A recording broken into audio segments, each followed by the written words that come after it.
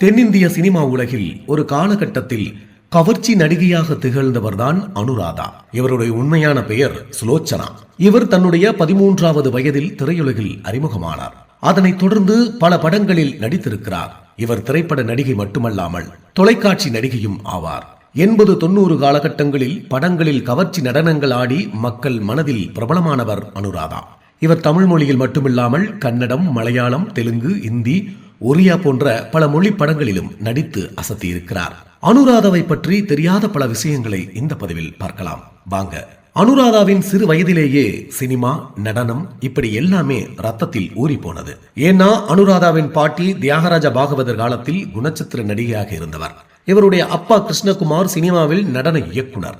இதனால் அனுராதா தனது 5 வயதிலேயே தன்னுடைய அப்பாவிடம் நடனம் கற்றுக்கொண்டார். அதேபோல் அனுராதாவின் அம்மா ஒரு காலகட்டம் வரைக்கும் மேடை நாடக நடிகையாக இருந்தவர். அதற்கு பிறகு நடிகைகளுக்கு ஹேர் டிரெஸ்ஸஸாக இருந்திருக்கிறார். அதனால் பள்ளி விடுமுறையின் போது அனுராதா பெற்றோருடன் சேர்ந்து சினிமா ஷூட்டிங் பார்க்க போகிற வழக்கம் உண்டு. அப்படியே அனுராதாவிற்கு படிப்பில் நாட்டமில்லாமல் சினிமாவில் அதிக ஆர்வம் ஏற்பட்டது.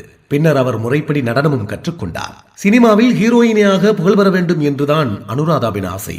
ஆனால் இவருடைய கனவு கலைந்து கவர்ச்சி கதாபாத்திரத்தில் நடிக்க வாய்ப்பு கிடைத்தது. இயக்குனர் பாலச்சந்தர் படத்தில் நடிப்பதற்கு அனுராதா ஸ்கிரீன் டெஸ்ட் எடுக்க வந்திருந்தார்.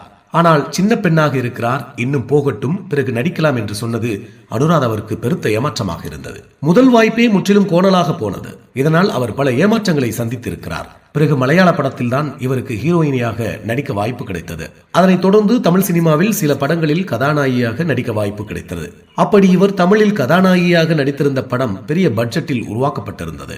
ஆனால் அந்த படம் கடைசி நேரத்தில் வெளியிடாததால் இவருக்கு ஏமாற்றமே மிஞ்சியது. பின்னர் இவருடைய மன வலியை புரிந்து கொண்ட நாகேஷ் பிற இயக்குனர் தயாரிப்பாளர்களிடம் பேசி வேறொரு படத்தில் நடிக்க வைத்தார். இப்படி கதாநாயகியாக 32 படங்களில் 4 மொழிகளில் அனுராதா நடித்திருக்கிறார்.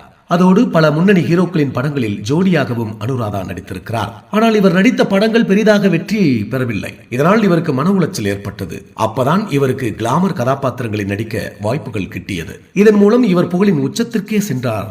அதிலும் மலையாளத்தில் இவருக்கு கவர்ச்சி நடன வாய்ப்புகள் அதிகத்திலும் அதிகமாக கிடைத்தது. அப்படியே தொடர்ந்து இவர் பல மொழி படங்களில் கவர்ச்சி நடிகையாக அரங்கேற்றம் செய்தார். சினிமாவில் ஹீரோயினியாக புகழ் பெற வேண்டும் என்று நினைத்த அனுராதா கவர்ச்சி கதாபாத்திரங்களில் தான் புகழ் பெற்றார். அனுராதா வாழ்க்கையில் முக்கிய 2 விஷயங்கள் என்றால், ஒன்று அவருடைய உயிர் தோழி சில்க் சுமிதா.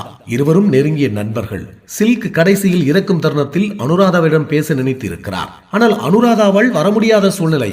சில்க் இறந்த காரணங்களில் நானும் ஒன்றாக இருக்கிறேன், அந்த குற்ற உணர்வில் இப்போது வரைக்கும் தவிக்கிறேன் என்று அனுராதா கூறியிருக்கிறார். அதைவிட அனுராதாவின் கணவருடைய மரணம் அவரை மிகவும் பாதித்ததாக சொல்கிறார். குரூப் டான்சராக இருந்தவர் டான்ஸ் மாஸ்டராக மாறினார் சதீஷ். இருவரும் காதலித்து திருமணம் செய்து கொண்டார்கள். இவரும் பல படங்களில் இணைந்து பணிபுரிந்திருக்கிறார். ஒரு நாள் பட ஷூட்டிங் முடித்துவிட்டு சென்னைக்கு வரும் வழியில் சாலை விபத்தில் சிக்கி சதீஷுக்கு பலத்த காயம் ஏற்பட்டது. அவர் சுய நினைவு இழந்து 11 வருடம் படுத்த படுக்கையில் இருந்த தன்னுடைய கணவரை குளிப்பாட்டுவது, சாப்பாடு ஊட்டுவது, கதை சொல்லுவது என்று தன்னுடைய 3வது குழந்தை போலவே அனுராதா பார்த்து பார்த்து செய்திருக்கிறார் சதீஷுக்கு. அவரை கவனிக்க சினிமாவிலிருந்து விலகியே விட்டாராம். ஆனால் 2007ஆம் ஆண்டு அவர் கணவர் மாரடைப்பால் காரணமானார். அனுராதாவிற்கு 2 விஷயங்கள் இன்றும் மனதை விட்டு நீங்காத விஷயங்களாக இருக்கிறது. ஒன்று தன்னுடைய உயிர் தோழி சில்க் சுமிதாவின் இறப்பு, மற்றொன்று உயிர் கணவர் சதீஷின் இறப்பு. மீண்டும் இது போன்ற வீடியோவில் சந்திப்போம். நன்றி, வணக்கம்.